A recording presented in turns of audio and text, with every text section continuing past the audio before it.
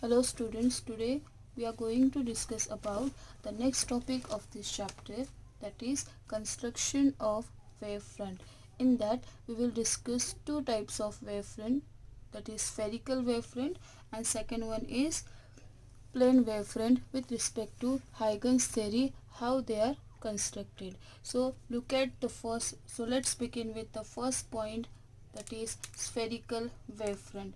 If you have seen this diagram, already we discussed about the spherical wavefront is nothing but a wavefront which is considered to be a point source. So spherical wavefront, in that, suppose if we consider that S is called point source and this source is passing in all possible direction, so that AB we are considered in terms of what? AB we are considered in terms of primary wavefront at time t is equal to 0. That means we are consider the term at any instant.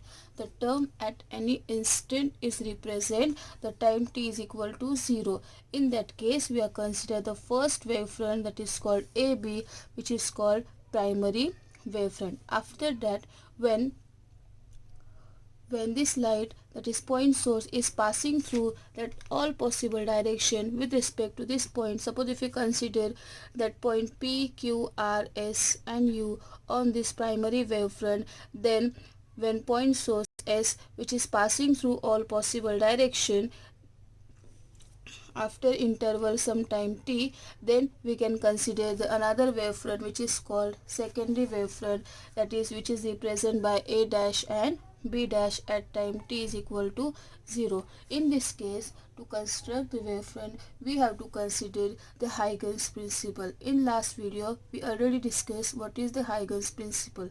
In that, we consider that according to Huygens principle, each point on the wavefront will act as a secondary source of light, emits secondary waves in all possible direction in a given isotropic medium. Now term here we have to consider the medium is what? Isotropic medium. Isotropic medium means what?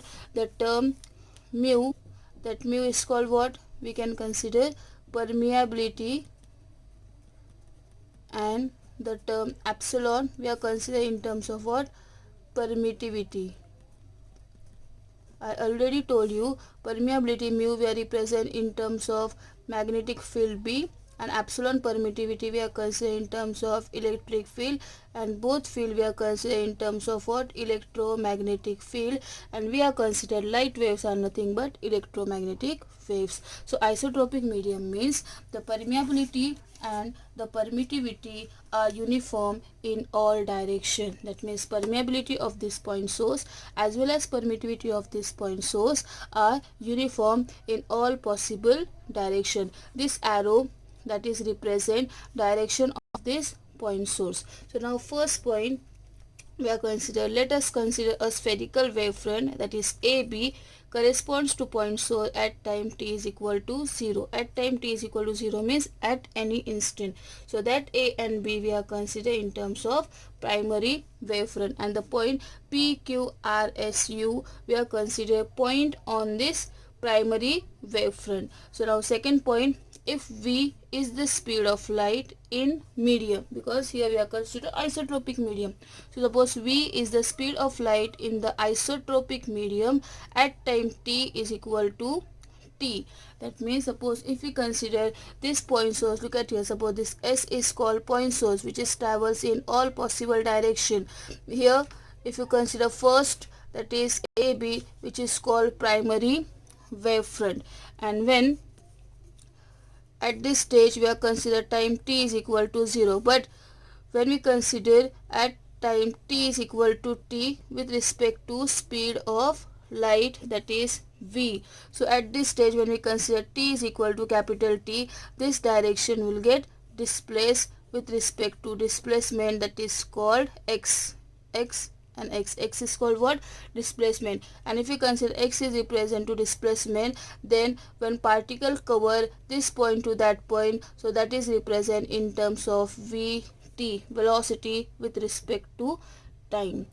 right? Vt we are considering in terms of total displacement with respect to their phase. This is nothing but Huygens principle. So if v is the speed of light in isotropic medium at time t is equal to t, each wave will describe a distance vt. That means this wave, suppose we consider wave at point p, we are considered in terms of distance is vt. Same for q point, we consider vt, r point we consider vt, s point we are consider vt, and same u point we are considering in terms of vt. That means what? Each wave will describe a distance in terms of v and t. Now next point is what? The wavefront at time t will be the tangential surface or envelope will be spherical as surface a dash b dash drawn to this secondary wavefront as shown in the figure. So that means suppose when this particle, that is particle PQRSU, will cover this distance with respect to Vt, then that A dash and B dash, that is secondary wavefront, will produced, and that secondary wavefront we are considering in terms of dash line. And after that, when again if you consider another point on this secondary wavefront, that is STU, so after some time interval t, again you will get another spherical wavefront in terms of t is equal to t dash. After, when they describe again secondary source of light, again they travel with respect to time, t is equal to t double dash. So again you will get some points on this spherical wavefront. That means what? According to Huygens principle, each point on the wavefront will act as a secondary waves, or we can consider will act as a wavelet, secondary wavelets of the primary wavefront. But in this in the construction of wavefront, we are not considering in terms of backward direction, because the waves when we consider in terms of backward direction are totally ineffective. So therefore the secondary waves moving in the backward direction do not exist. We cannot consider the backward direction. We always consider the direction of these point sources in terms of propagation of light, or we are considering in terms of forward direction only. This is the condition. Okay. So now the next term, that is next construction we are considered in terms of plane wavefront. So in terms of plane wavefront, we are considered the source in terms of parallel beam of light or parallel rays, right? So when we consider this parallel rays, again passing when these parallel rays are passing through in terms of isotropic medium A and B, that is primary wavefront, is produced at any instant, that is t is equal to 0, and after some time interval, that is t is equal to capital T, A dash and B dash is formed, and this A dash and B dash are called plane wavefront. See, the explanation of spherical wavefront and plane wavefront both are same. Only change is that in spherical wavefront we are considered point source, and in plane wavefront we are considered a source in terms of parallel rays, right? And because of that one, the term we are because of that one, the construction is changed with respect to Huygens principle. But both wavefront which is follow Huygens principle, right? So suppose so consider a plane wavefront AB, that is this AB, to parallel source corresponds to parallel source at time t is equal to 0. That means at this stage we are consider time is equal to 0. Again, if you consider if v is the speed of light in the isotropic medium, we already consider isotropic means mu and epsilon are same. At time t is equal to t, each wave will describe a distance vt. That means this each wave, if you consider this is your first wave, second wave, third wave, fourth wave, fifth wave, or number of waves if you are considering.